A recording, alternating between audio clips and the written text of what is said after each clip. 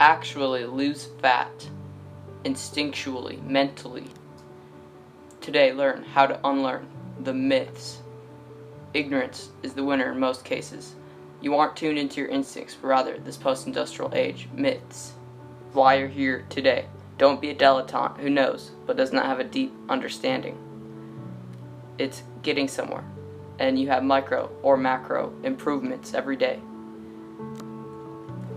Also, be prepared, thinking about what your instinctual life will look like and feel like. You may have heard of the word visualization. You may have heard of the word manifesting. I call it seeing signs. Your brain has a system in it. Here's the technical term. It's called the reticular activating system.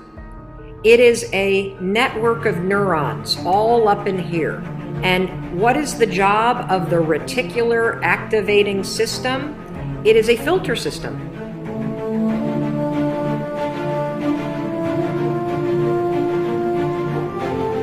It's basically a system that allows certain information in your brain, and it blocks out other information.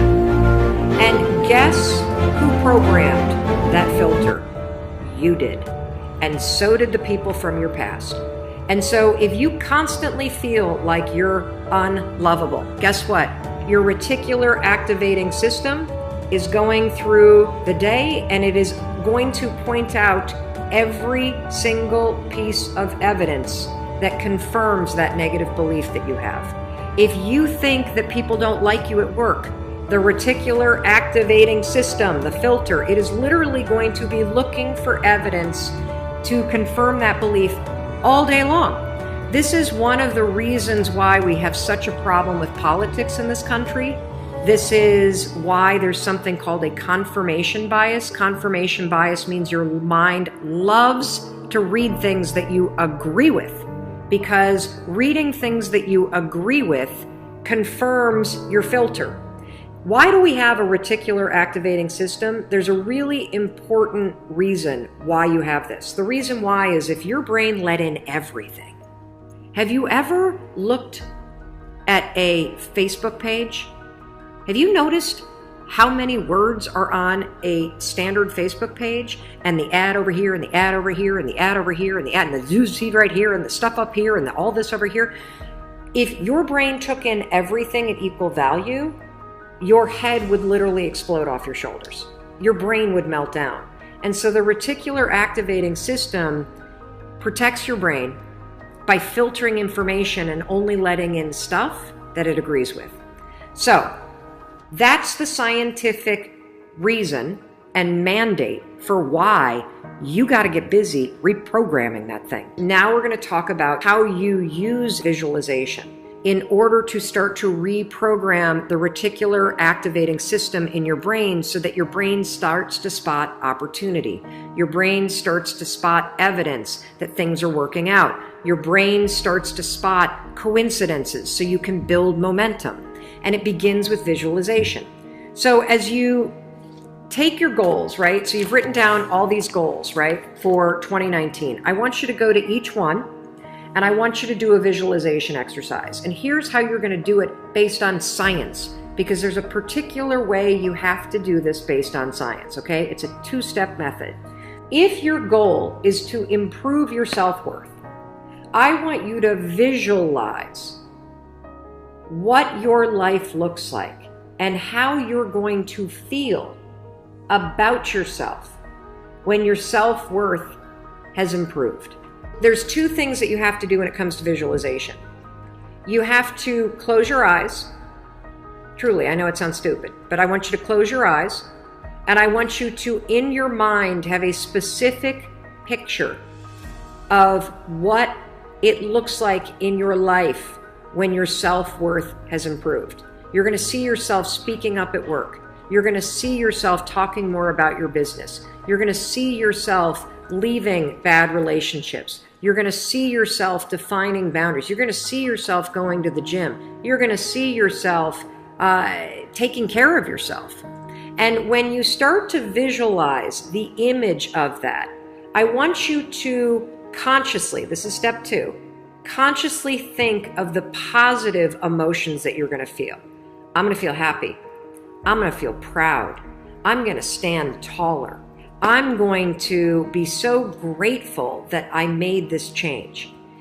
Marrying the specific picture. Oh, there I am. There I am. I'm at work and I'm raising my hand. Amazing. I'm sharing my idea. There I am. I'm getting a promotion. There I am asking for a raise. There I am. I've just signed up another customer to my business. There I am. I've gone back to school. I feel so good about myself. When you do that, here's what's actually happening in your brain. This is the cool science part. You are training your brain to have a totally different filter. You see, your brain, my brain, it doesn't know the difference between something that actually happened to you, like the F you got in your test in 10th grade, and the things you imagine that are happening to you. Let me say that again. Your brain doesn't know the difference between the bad things that actually happened to you, the real memories that you have, and an imagined memory that you're creating. Your brain will experience you visualizing going to the gym, you visualizing how happy you feel when you do, you visualizing asking for that raise and getting it and how proud you're going to feel. Your brain, when you visualize in the way that I'm teaching you to, it encodes it as a real memory. And that's important. Because when you encode it as a real memory, it changes the filter system, that reticular activating system. And here's what we know based on research. The more you visualize things, number one, the greater your confidence is going to be, the greater security you're going to have about it. And here's the really cool thing. The more you do this with your goals, you wake up every day and you just visualize. It takes 30 freaking seconds, for crying out loud. You visualize having a great day at school. You visualize curing your panic and how proud you're going to be. What studies suggest and have proven is that simply visualizing yourself doing things actually develops the skill and helps you improve the skills, just as if you were actually doing it. And so there's proof based on research that visualization helps you build skills. And then finally, the other thing that's really important about this is that the more that you do this, what we know based on research is that the reason why you start to believe what you think is because you are reprogramming your brain. You are changing the network of neurons that act as a filter. And so the more that you actually believe in yourself and you start thinking and visualizing yourself speaking up, the more confident you're going to become, the more skills that you're building, and you're actually going to do it. And then, instead of looking for all the reasons when you're sitting in a meeting to not speak up, you're going to just speak up because you're going to have changed the filter. You're going to look for opportunities. This is how it works. This is why this is so incredibly important. And so, day one, I want you to go through all the goals that you set. And I want you every single day throughout the next 30 days, you are going to spend 30 seconds. Your dreams deserve 30 seconds, don't you think? You're going to close your eyes and you're going to visualize, what does it look like in your life when you have achieved your monetary goals this year?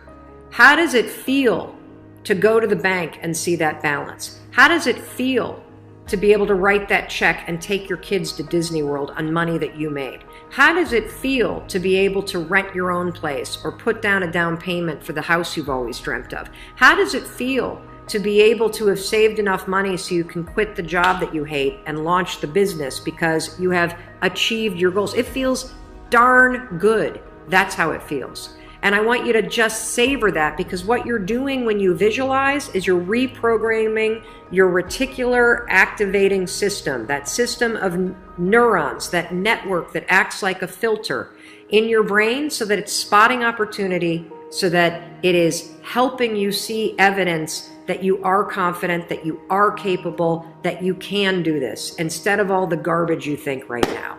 Use this video as a reference, unlike the majority of people who just consume and don't actually create a life. Don't pass time. When you eat, your body wants to store food energy. because food energy is coming in, you should store it for a time that you don't have it. And when you are not eating, then insulin falls, and you simply take that food energy that you stored and you burn it. And that's why you don't die in your sleep like every single night. You don't have to eat muffins every 2 hours to survive. Like, it's okay. So if you think about it, now we're eating sort of 10 times a day instead of 3 times a day. So 10 times a day, we are telling our bodies to store fat. It's like, store fat, store fat, store fat, store fat. And then it's like, I wonder why I'm so fat. It's like, because you keep telling your body to do that. And if you want to burn fat, then you gotta tell it to stop burning fat. And again, it's a hormonal signal. It's not a caloric signal, it's a hormonal signal. You gotta let that insulin fall, because it's when the insulin falls that the body's gonna start burning the glycogen, gonna start burning the body fat.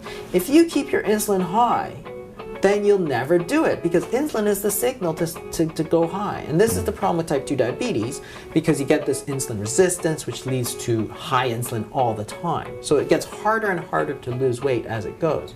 So then as you get in sort of like 40 years in, if you're 60 years old and you've been gaining weight since age 20, for example, you have all this insulin resistance that keeps it high. Even though your diet may be good, you have to fight all those years of insulin resistance. And that's why I also say that obesity is really a time-dependent phenomenon. That is, the longer you have it, the harder it is, which the caloric theory completely sort of ignores. That is to say, if you gain 10 pounds from where you are right now, you could lose that pretty easily. Yeah. But if somebody is 65, it's pretty hard to lose that 10 pounds because they've always had it, and it's this sort of chronic resetting upwards of this body set weight that's the problem. Movie actors pay geniuses like Jason Fung to get into a certain body composition. Jung or other successful dietitians tell them how to do it. Hormones are the only thing that make or break you. They simply turn on their fat-burning hormones or off. And you simply take that food energy that you stored and you burn it. And that's why you don't die in your sleep like every single night. It's like, yes, you don't have to eat muffins every 2 hours to survive. Like, it's okay. Yeah. But that's the way nutrition is. So if you think about it, now we're eating sort of 10 times a day instead of 3 times a day. So 10 times a day, we are telling our bodies to store fat. It's like, store fat, store fat, store fat, store fat. And then it's like, I wonder why I'm so fat. It's like, because you keep telling your body to do that.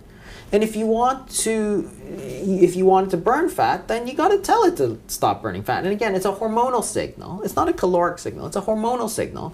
You got to let that insulin fall, because it's when the insulin falls that the body's going to start burning the glycogen, going to start burning the body fat. If you keep your insulin high, then you'll never do it. What are you doing looking at these videos? This is what, not how. Your instincts are more important than misinformation, which doesn't show the full picture. This video that is misleading people, that everyone seems to just grab up, is anything but the truth when it comes to real fat loss. Eat less food, lose more weight, which you are correct. But here's how you do it properly, according to a study done from Oxford University. So in the study, participants were told to eat no more than a fist-sized portion at each meal. In the study, participants were told that they can eat their usual foods, which is great, you can do that too. But remember, if your usual food consists of high sugary foods or high fat foods, like fast food for example, then you're going to need to... When it comes to the results in this study, it's pretty incredible. Meters in the waistline, which is incredible. After these 6 weeks, though, your body starts to adapt and go back to homeostasis. 99% of diets don't work. This was short term. This pharmacist knows probably that calories don't equal fat loss, but hormones do. If you do what he says, you'll gain 10% fat back. That's what happens with diets. It's what you resist persists. He knows it's about hormones. What turns on your fat-burning hormones are certain foods, herbs, you can find in pharmaceutical, pill. Because restricting yourself doesn't work, but understanding your biology does, your hormones. Why is he not telling us that restriction is not the way to go, but boosting fat-burning hormones are?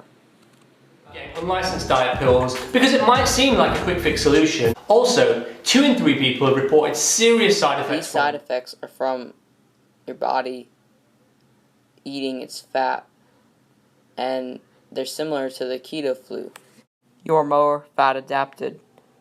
Unlike restriction, they make money off of pharmaceuticals because they work for your hormones, unlike diet. The reason why it probably has so much views in the video is because people take his advice and then go back to the video to try to look at where they were wrong.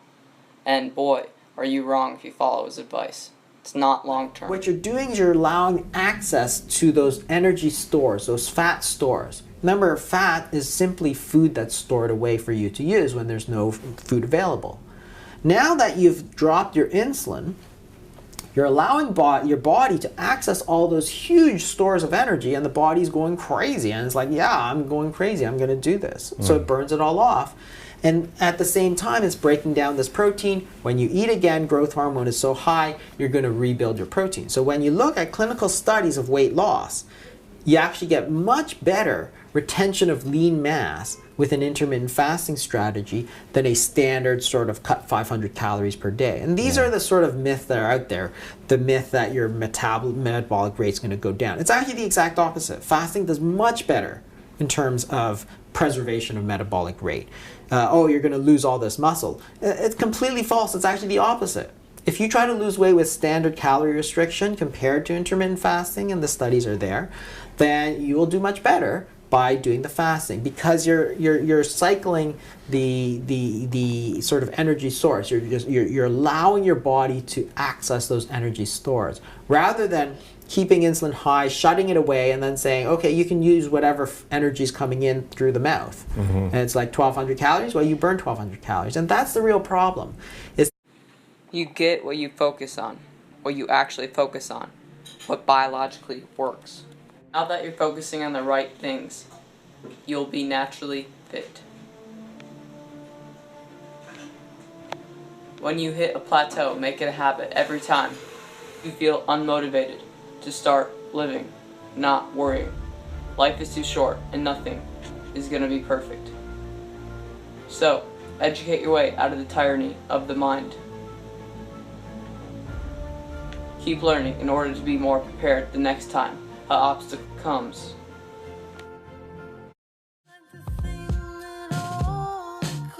Instinct without action is impactless. Check the vids below.